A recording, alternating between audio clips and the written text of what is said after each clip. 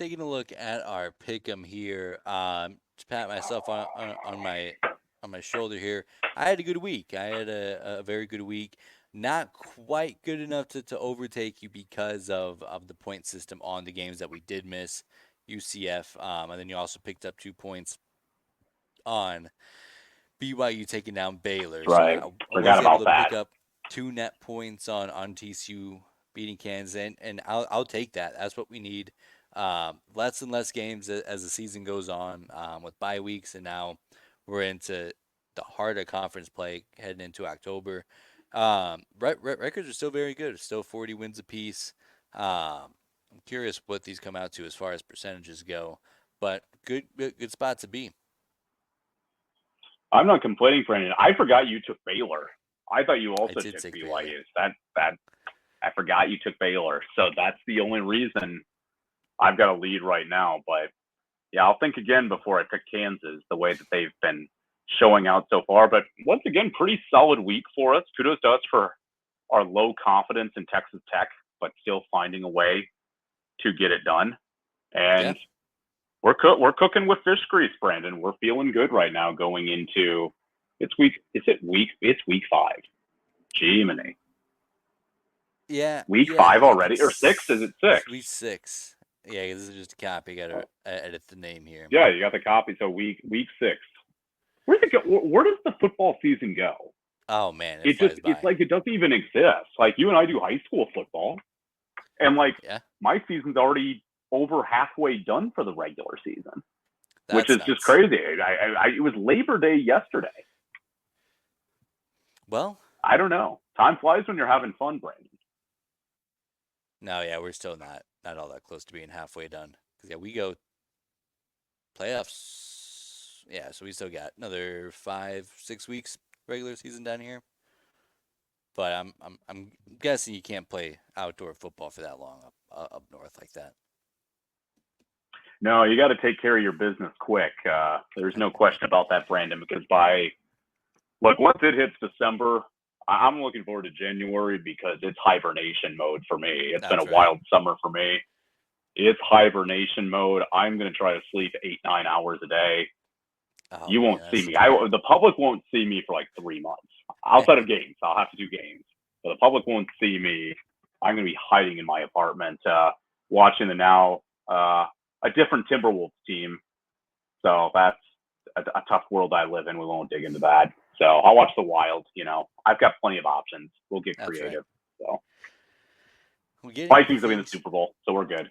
That's right. You got that to look forward to in Yeah, February. I mean, I'm going to regret those words so much. I can't believe I just said that. I regret that, Brandon.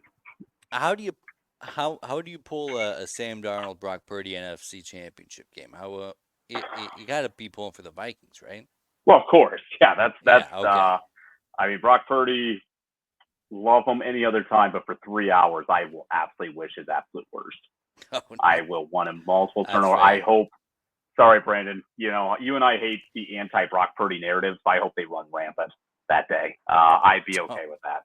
I'm sorry, Brock. I love you, oh but man, Vikings, the Vikings can get I'm back sorry. next year when JJ comes back. This is gonna Don't taint care. Brock's No. legacy. See, when you're a Vikings fan, Brandon, you get like, and Greg, there's a lot of season to go. This could go off the rails, but hey, I'm taking 4 now.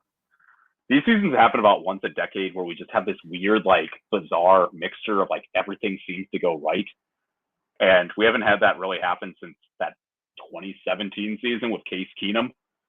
So I'm cherishing this. I'm embracing the heck out of this. Even a couple of years ago, that 12-4 year was kind of bizarre with Kirk and that group, but it didn't feel like they were going to make a deep playoff run. They lost to Daniel Jones, the Giants, and Daniel Jones got his contract he did not deserve, but he got anyway. So you're welcome, Daniel Jones. But yeah, I mean, I'm cherishing it, Brandon. Love Brock Purdy, but I'm sorry, buddy. You know there's all love, but yeah, I hope Sam Darnold just goes nuts. So that's what I'm saying. So I respect it. Sambo Field is what I call Green Bay Stadium now. Sambo Field. Sambo Field, I love it. Sambo Field. Big 12 slate here. TCU and Houston. Houston hasn't scored a point in over 8 quarters of football now. So this one feels pretty good for me, and TCU shaky, but I'm going to go 6 here with the Horned Frogs early. Yeah, I like that. I like that pick, Brandon. I'm going to go TCU 6 as well. I will say Houston does score in this game, though. Yeah, I I will make do. that I take. would. I would bet on that. Not 100% confident in that either. But yeah, I would bet on them to score points. And I mean, Houston and Eastern Iowa makes sometimes make it look really hard to score points, but I Mm, think they can figure it out. I think they can figure it out. That was I easy. agree with that. West Virginia and Oklahoma State. Um, this game feels so different to me than I think it would have at the beginning of the season, but nothing's really Yeah, changed.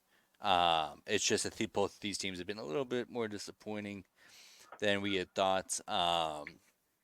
The Alan Bowman experiment, there's no reason to think that that's gonna let up for better or for worse. It seems like there's a formula to shutting down Ollie Gordon. So I'm gonna take the home team. I'm gonna take Oklahoma State begrudgingly, and give me scanning here. Give me a two. Give me a two. I don't feel that great about the Pokes. it's a weird game. You're right. Like the energy and vibe of this game is off. Like really off, Yeah, Brandon. I mean it. I think you look at this team, you look at everything that they are kind of going through. I'm going Oklahoma State as well. I don't love the energy around their team right now, but I also have to remind myself they went on a big run in October last year, and why not do it again? So you've got to start somewhere. Rome wasn't built in a day, and even though they're not going to finish building Rome this year, doesn't mean they won't get into an interesting game. So I got Oklahoma State. I'm just going to play with you. I'm gonna say two as well. I'm gonna join you. and then Baylor and Iowa State. Baylor makes the trip up to Ames. How do you think this one's gonna shape up? I still think Baylor's going to put on a decent performance. I'm picking Iowa State, and my confidence is 5. But don't get me wrong, Baylor could make this a game in the fourth quarter. I'll make that clear. But I've got Iowa State.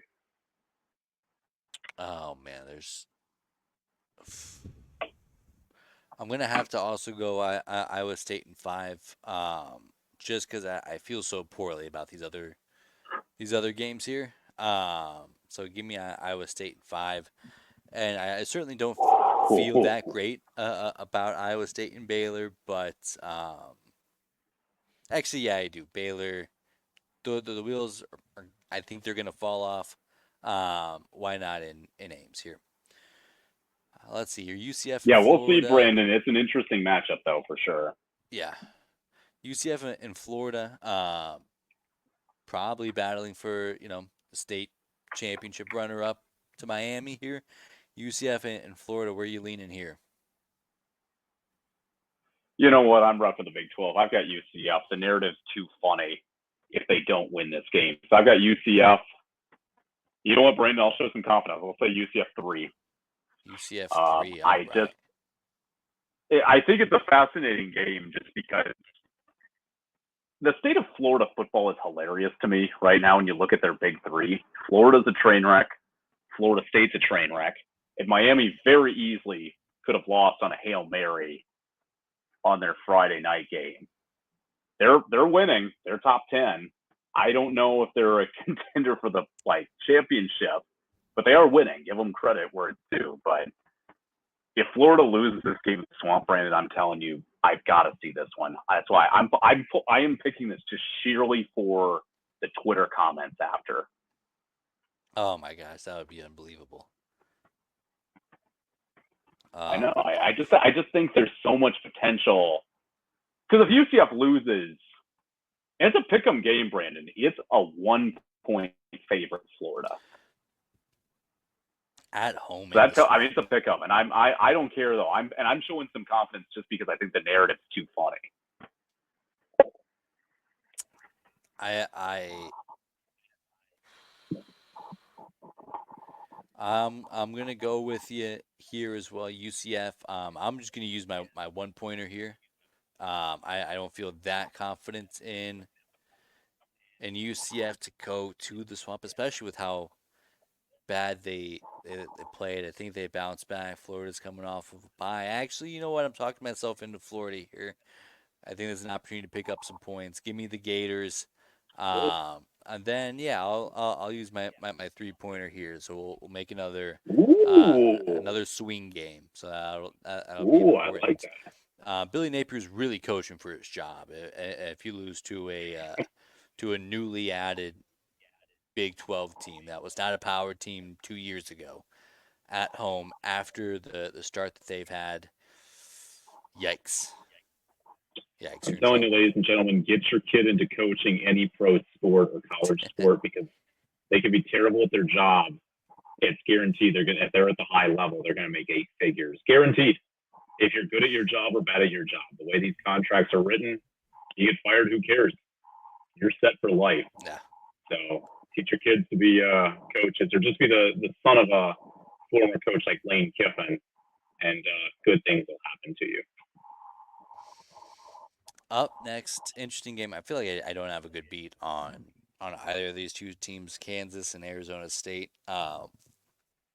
Like I think that there's no way that Kansas falls to 1-5, and that's just kind of where I'm leaning. But I also think Arizona State might be the better football team going to Tempe. Um, Jalen Daniels has Who you, stunk. Oh who you boy, got, Brandon? I'm losing my mind here. I don't know where I want to go. I guess I'll take the Sun Devils. Um, I'm gonna take the Sun Devils, and then I'll use that one pointer here. Yeah, I'm going to take the Sun Devils as well. Um, this is really tough on my confidence level because stupid Kansas, it's like they're right there. You just feel like they're due, Brandon. Yeah, You feel like they're due, but I can't pick them. So I'm going to join you on the one. I know that's boring, but I just how can I have confidence? Like Arizona State's still rebuilding, and they're doing a nice job on the rebuild, but they're at home. That's why I'm picking them, but I have no confidence either. and Texas Tech and Arizona. Arizona coming off that big win against Utah. Texas Tech surviving Cincinnati. Where are you leaning here? Give me the home team. I want the Wildcats. This is I know Texas Tech's red hot. I also am aware that when they've hit the road, things have been a little more difficult for them this season. In fact, the last time they went out west, they lost by 21. I haven't exactly forgotten that, but hey, they made me look dumb before. They made me look dumb recently. So we'll see if we'll see if the other Arizona school can come through for me this time. Yeah, I like the thing that scares me about Arizona is that was a big win against Utah. It is. Um, I like it. so Oh, it feels like that they're set up for kind of a letdown spot here. this is a late game too, Brandon. This is a sick matchup. 10 o'clock, 9 o'clock kickoff. Big 12 after And dark these are at its two schools. finest. These are the two schools I feel like you just dream of for this type of game. Oh my Like if gosh. when I'm thinking about marketing concepts and like what teams do I want to see play late on a Saturday night, these are like two of my top 3, 4 candidates in the conference. Yeah, this is exactly who I had in mind for Big 12 after dark. Potential shootout. I mean, has a little bit of everything. I'm gonna go with Arizona. Um, and I don't feel great about it. I'm gonna have to give them a 4 on the rating just because that's the number I have left.